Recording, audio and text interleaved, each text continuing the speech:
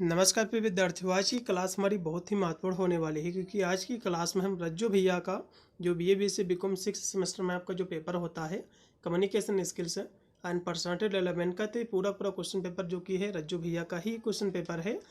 ये बच्चों पिछले साल का पेपर है। ये बच्चों हमारी क्लास 1 है। अभी इसकी एक क्लास और भी बच्चों हम कराएंगे। ये दोनों क्लास आपको देख के जाना, आप पूरा का पूरा पेपर आप जो है आप अपना कवर करके आओगे, सॉल्व करके आप आओगे।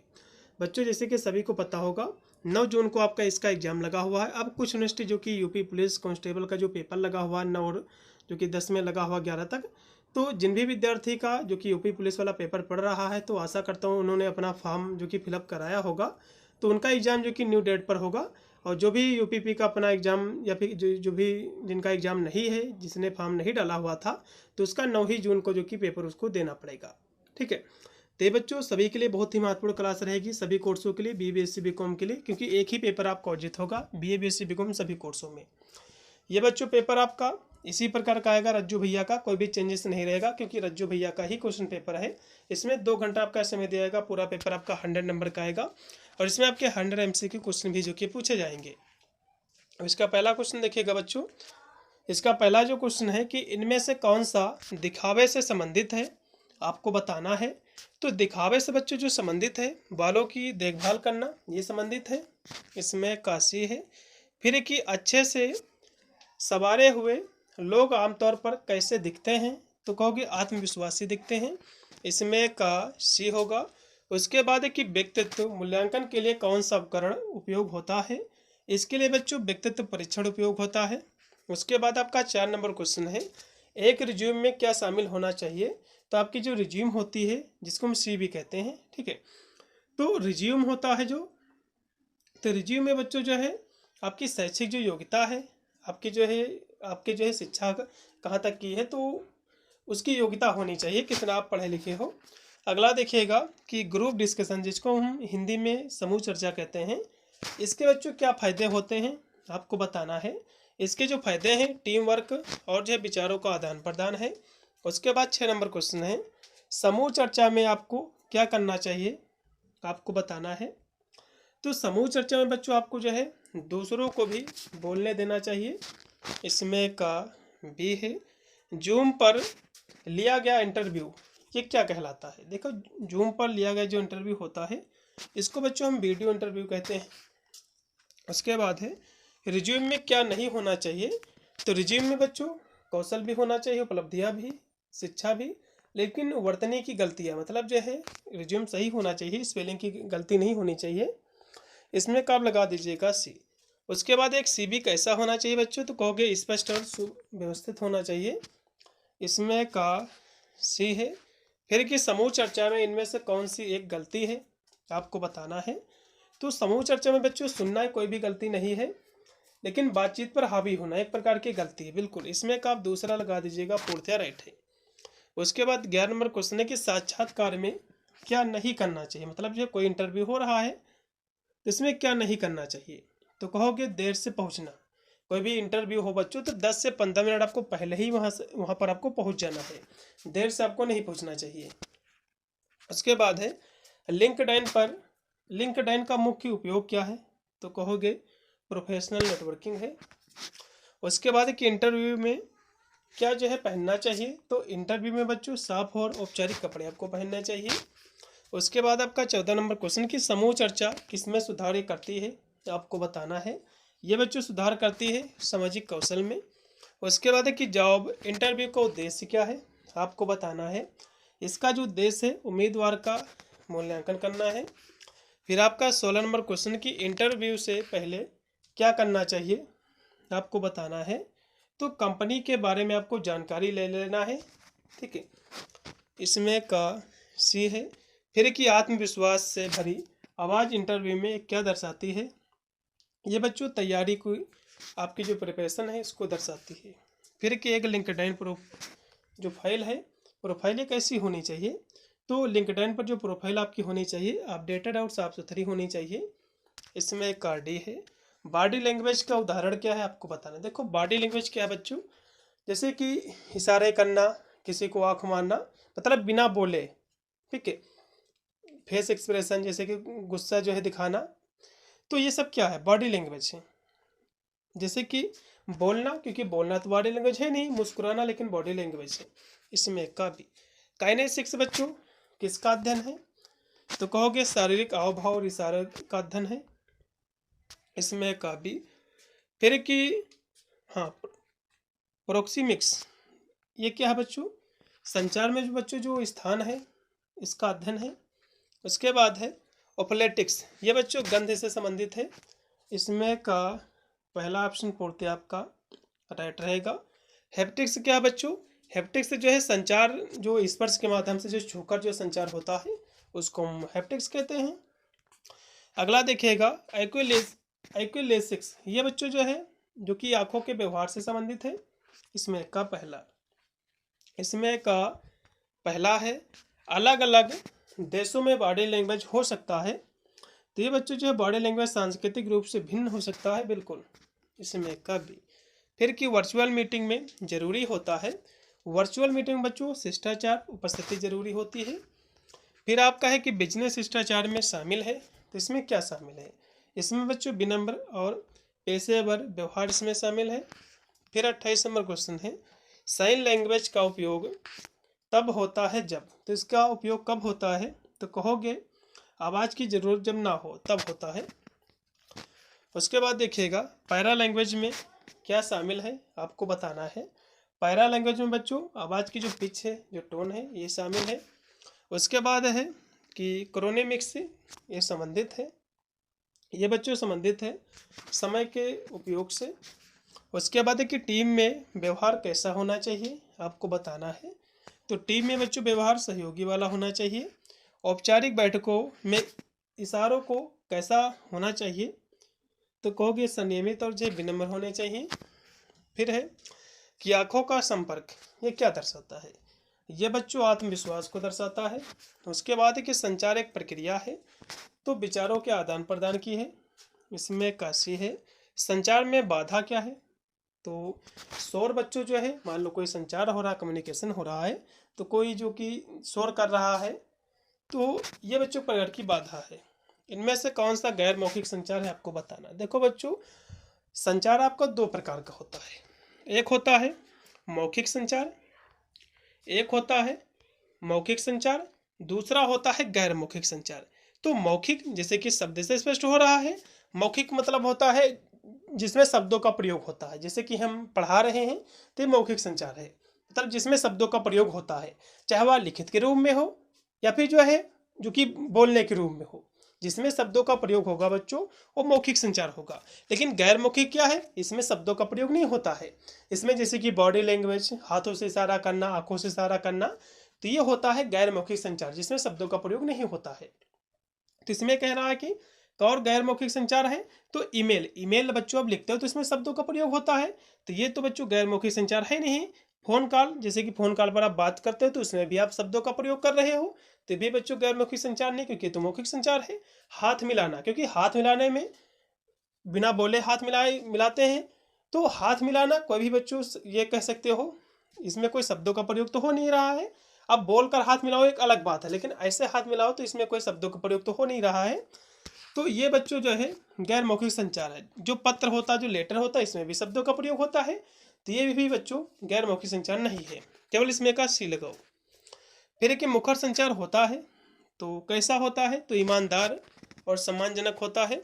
उसके बाद है आक्रामक संचार में शामिल होता है, इसमें दोष आरोपण और जो है चिल्लाना, ये आक्रामक बच्चों संचार है। उसके बाद है पैसिव अग्रेसिव, ये बच्चों कम्युनिकेशन कैसा होता है आपको बताना है, तो अप्रत्यक्ष और व्यंग्यात्मक होता है। इसमें का सी है अच्छा संचार किस पर आधारित होता है, तो सक्रिय रूप से सुनने पर।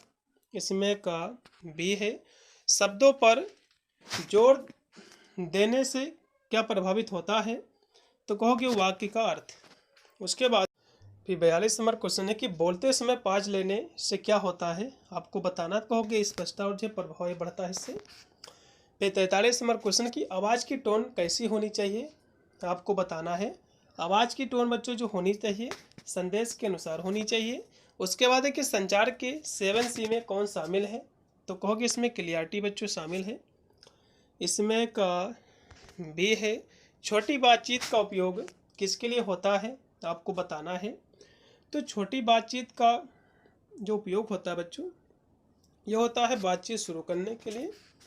उसके बाद है कि ईमेल कैसे होने चाहिए, तो ईमेल बच्चों जो कि छोटा और स्पष्ट होना चाहिए। उसके बाद है कि सुनने में मदद मिलती है, तो सुनने में बच्चों जो मदद मिलती है बेहतर संचार में। उसके बाद है प्रभावी संचार में क्या होता है, आपको बताना है। बच्चों जो रिश्ते होते हैं वो बेहतर होते हैं, अच्छे होते हैं। इसमें का बे लगाओ, चलेगा। 49 नंबर देखो कि पर्सनालिटी शब्द की उत्पत्ति लैटिन भाषा के किस शब्द से हुई है, तो कहोगे पर्सोना से हुई है। पर्सोना जिसका मतलब होता है मास्क, मतलब मुखौटा। ठीक है। अगला देखिएगा कि व्यक्तित्व को प्रभावित करने वाले मुख्य कारक कौन से हैं, तो कहोगे वंशानुक्रम, वातावरण दोनों है। उसके बाद देखिएगा कि जर्मन मनोवैज्ञानिक युंग के अनुसार व्यक्तित्व के कितने प्रकार हैं, तो इनके अनुसार बच्चों जो व्यक्तित्व के जो प्रकार हैं अंतर्मुखी, बाहिरमुखी, उभयमुखी, ये सभी हैं। व्यक्तित्व मापन की विधि है, तो साक्षात्कार विधि, पर्सनावली, रोडसा परीक्षण, सभी इसकी बच्चों विधियां हैं। 52 का भी डी ऑप्शन राइट है। उसके बाद कि समूह चर्चा में किसी को किसके साथ संवाद करना चाहिए, तो समूह चर्चा जो बच्चों होनी चाहिए, ठीक है, ज्ञान के साथ होनी चाहिए, नॉलेज के साथ। उसके बाद है जब सभी प्रतिभागियों को एक ही क्रम में प्रश्नों की एक निश्चित सूची दी जाती है तो उसे क्या कहा जाता है, उसको बच्चों हम संचित साक्षात्कार कहते हैं। फिर कि उत्तरदाता से किसी भी मुद्दे पर गहन जानकारी प्राप्त करने के लिए आयोजित किया जाता है। इसके लिए बच्चों जो आयोजित किया जाता है ये इसको हम जो कि केंद्रित साक्षात्कार कहते हैं। फिर कि किसी व्यक्ति को स्वतंत्र रूप से अपनी बात कहने की अनुमति देकर उसके बारे में अधिक जानने के लिए निम्नलिखित में से कौन सी व्यक्तिपरक विधि सबसे अच्छी है, आपको बताना है। इसके लिए बच्चों जो इंटरव्यू है सबसे अच्छी है। फिर देखिएगा कि किस विटामिन की कमी से दांतों में इनेमल दोष और दांतों की जो सड़न है उसका खतरा बढ़ जाता है, तो विटामिन डी की कमी से। इसमें का बच्चों आप लगा दीजिएगा विटामिन डी, इसमें का डी ऑप्शन। टूथब्रश का उपयोग बच्चों शुरू हुआ था तो चीन से, चाइना से। फिर कि नौकरी के लिए इंटरव्यू या काम पर जाने के लिए कपड़े चुनते समय आपको हमेशा चुनना चाहिए, तो आपको बच्चों जो कपड़े चुनना चाहिए कैसे चुनने चाहिए, तो कहोगे नेचुरल आपको जो है कलर से पसंद करनी चाहिए, इसमें का सी। फिर है कि मस्कारा का उपयोग किया जाता है, तो मस्कारा का उपयोग बच्चों किया जाता है पलकों को घना लंबा करने के लिए, इसमें का बी पूर्णतः राइट है। उसके बाद की वारली एक पारंपरिक कला रूप है। वारली बच्चों स्थान किस राज्य में है, तो कहोगे महाराष्ट्र में है, इसमें का डी होगा। आपके नाम और संपर्क विवरण के अलावा आपके सीवी का सबसे महत्वपूर्ण हिस्सा क्या होता है, इसके अलावा आपको बताना है। तो इसके अलावा जो रोजगार का अनुभव होता है, ठीक है, जो एक्सपीरियंस होता है सबसे महत्वपूर्ण। फिर कि लिंक्डइन पर अपनी दृश्यता बढ़ाने के लिए एक अच्छी रणनीति क्या है, आपको बताना है। तो कहोगे अपनी प्रोफाइल में SEO जो कि कीवर्ड उपयोग करें, इसमें का सी। हमारे विचार, भावनाओं, व्यवहार के विशिष्ट पैटर्न को सामूहिक रूप से कहा जाता है, इसको हम व्यक्तित्व कहते हैं, पर्सनालिटी। उसके बाद है कि कार्य समूह का प्राथमिक उद्देश्य क्या है, आपको ये बताना है। तो कहोगे प्रासंगिक जानकारी साझा करना। फिर है 66 नंबर क्वेश्चन कि कौन सा शब्द किसी व्यक्ति के अपने विचारों, अनुभूति, भावनाओं, कार्यों के सचेत ज्ञान और समझ का वर्णन करता है, इसको हम बच्चों आत्म जागरूकता कहते हैं। फिर एक निम्नलिखित में से कौन सा मौखिक संचार का उदाहरण नहीं है, मौखिक का नहीं है, ठीक है। तो टेलीफोन में जो कि बोल कर किया जाता है, ओरल जो कि हो जाएगा ये, ठीक है। और इसमें जो है वर्ड वाला भी हो जाएगा, इंटरव्यू में भी शब्दों का प्रयोग। लेखन में बच्चों जो कि बोलकर नहीं होता, तो इसमें वैसे तो जो कि कौन सा मौखिक संचार नहीं है, तो बच्चों जो कि मौखिक संचार में बोलना सुनना शामिल है, लेकिन लेखन को लिखित संचार जो कि माना जाता है, तो इसमें लेखन आप लगा दीजिए, सही रहेगा, ये लिखित संचार है। निम्नलिखित में से शारीरिक भाषा का वर्णन करने के लिए प्रयुक्त तकनीकी शब्द कौन सा है, तो शारीरिक भाषा के लिए हम बच्चों जो शब्द प्रयोग करते हैं काइनेसिक्स करते हैं, ठीक है। हैप्टिक्स क्या है बच्चों, स्पर्श के माध्यम से संचार है। अगला देखो ठीक है। हैप्टिक्स क्या है? स्पर्श के माध्यम से संचार। इन सभी के बारे में समझ लीजिए बच्चों। जैसे कि प्रोक्सीमिक्स दिया हुआ है। प्रोक्सीमिक्स क्या है? तो जो संचार होता है उसमें किस स्थान पे हो रहा है, स्थान का अध्ययन है। और जो क्रोनेमिक्स दिया हुआ है, ये बच्चों जिसकी संचार में जो टाइम लग रहा है, कितने समय तक साक्षात्कार रहा, उसका अध्ययन है ये। काइनेसिक्स क्या बच्चों है?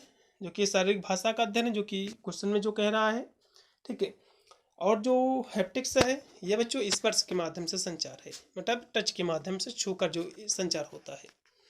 फिर के संचार में आत्म जागरूकता का क्या महत्व है, आपको ये बताना है। इसका बच्चों जो महत्व हो जाएगा, ये सभी महत्व हैं, जैसे कि अपनी भावनाओं और पूर्वाग्रह को पहचानना, उसका प्रबंधन करना। दूसरा है यह समझना कि दूसरों के द्वारा किसी की अपनी संचार शैली को किस तरह से देखा जा सकता है। विभिन्न दर्शकों स्थितियों के अनुसार अपनी संचार शैली को अनुकूलित करना, सभी इसके क्या हैं, महत्व हैं। फिर है कि निम्नलिखित में से कौन सा संचार को अप्रभावी बनाता, मतलब जब प्रभावी नहीं अप्रभावी बनाता है, आपको ये बताना है। तो कौन बनाता है? तो कहोगे उसको अस्पष्टता बनाता है। इसमें का पहला 70 का पहला है, जब कोई आपको ट्विटर पर फॉलो करता है तो आपको करना चाहिए, तो आपको क्या करना चाहिए? सबसे पहले बच्चों उनकी आपको प्रोफाइल देखना है, वे असली हैं या स्पैमर है, ये देख लेना, तभी उनको आपको जो फॉलो बैक आपको देना है। अगला देखिएगा, ईमेल सामग्री को आदर्श रूप में इस प्रकार प्रस्तुत किया जाना चाहिए। तो ईमेल सामग्री को बच्चों जो कि बुलेट पॉइंट के रूप में प्रयोग किया जाना चाहिए। इसमें का भी ये बच्चों जो है बुलेट पॉइंट जानकारी को पढ़ने में आसान और स्पष्ट बनाते हैं। फिर कि ईमेल फॉन्ट होना चाहिए, तो कैसा होना चाहिए? तो काले रंग का, पढ़ने में आसान, केवल जहां आवश्यकता हो वहां बड़े अक्षर, बिल्कुल। इसमें का भी आपके ईमेल का लहजा होना चाहिए, तो कैसा होना चाहिए, आपको ये बताना है। ईमेल का लहजा बच्चों विनम्र और मुखर होना चाहिए। अगला देखिएगा कि छोटी मोटी बातचीत क्या होती है, आपको ये बताना है। देखो छोटी मोटी जो बातचीत होती है आपकी, ठीक है, ये बच्चों आमतौर पर ये गैर कार्य विषयों के बारे में हल्की फुल्की बातचीत होती है। इसमें कब लगा दीजिएगा? शिक्षण के दौरान जब कोई शिक्षक प्रक्रिया प्रश्नों का उपयोग करता है तो निम्नलिखित में से किस प्रकार का प्रभुत्व होगा, आपको बताना है। तो उसको बच्चों हम उच्च क्रम प्रश्न, अप्रत्यक्ष प्रश्न, अवधारणा आधारित प्रश्न, सभी इसमें आप डी लगा दो। उसके बाद है कि सुनना एक बच्चों प्रक्रिया है। सुनना बच्चों एक आंतरिक प्रक्रिया है। इसमें का बी है, कौन सा बच्चों हर किसी के द्वारा अर्जित पहला संचार कौशल है, आपको बताना है। तो सुनना है। उसके बाद ये गंभीर श्रोता किस बात पर ध्यान केंद्रित करता है, आपको बताना है। तो वक्ता का मौखिक और गैर मौखिक संदेश। एक सहानुभूतिपूर्ण श्रोता के रूप में आपको संदेश को देखना चाहिए, तो आपको संदेश को वक्ता के दृष्टिकोण से देखना चाहिए। अगला क्वेश्चन भी आपका कि कक्षा संचार के संदर्भ में दृष्टिकोण, क्रियाओं और दिखावट को इस रूप में माना जाता है। तो इसको बच्चों जो माना जाता है गैर मौखिक संचार के रूप में, ठीक है। फिर कि संदेश का फीडबैक कहाँ से आता है? तो संदेश का जो फीडबैक जो कि दर्शक होते हैं, जो ऑडियंस होते हैं, उनसे आता है। उसके बाद कि संचार प्रक्रिया कब पूरी होती है, आपको ये बताना है। तो जब प्राप्तकर्ता संदेश को समझता है, समझ जाता है, तब ये प्रक्रिया पूरी हो जाती है। संचार की बाधा है, तो संचार में बच्चों बाधा क्या है? तो कहोगे जो कि श्रोता, संचारक और शोरी सभी, इसमें आप डी लगाओ। निम्नलिखित में से कौन सा कारक बच्चे के व्यक्तित्व विकास को प्रभावित करता है? तो वंशानुक्रम, भौतिक वातावरण, सामाजिक वातावरण, सभी। फिर 86 है कि निम्नलिखित में से कौन सी एक अच्छे व्यक्तित्व की विशेषता है? तो उत्साही, संचार कौशल, दृढ़ निश्चयी, सभी। उसके बाद है कि व्यक्तित्व मापन का प्रासंगिक अंतर्बोध परीक्षण, ये क्या है, आपको ये बताना है।